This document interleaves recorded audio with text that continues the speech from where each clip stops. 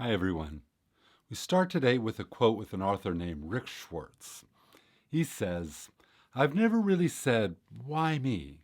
Because that's life. I try to keep a positive attitude. If you start feeling sorry for yourself, that's when it gets really bad." Over the course of decades, I've worked with kids of every description. Kids with profound autism, language delayed kids, institutionalized kids, youth leaders, high-risk kids, and more.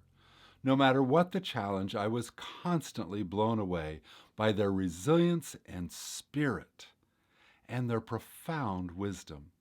In fact, everything I teach, write, and speak about now has its roots in what I learned from those kids. Here are 5 things those kids knew, and the rest of us could learn from. 1. No matter how much I stare at, curse, talk about, or bemoan my circumstances, there's just some stuff I can't control, and it's really not worth my time trying. It's best to focus on what I can control and do what's next. Then the other stuff becomes irrelevant. Lesson 2. I am way, way stronger and smarter than I think I am, and that's really worth knowing. Lesson 3.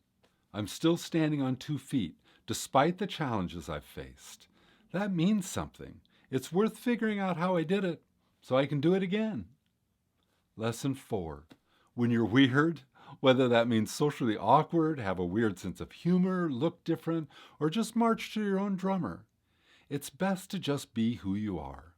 It saves a lot of time and grief, and people are more likely to think you're good weird instead of weird weird. And lesson 5, it's not that hard to tell whether someone has good intentions or not. Trusting that instinct saves a lot of time and energy. When your insides say not to trust someone, listen. And don't be afraid to trust when it feels right.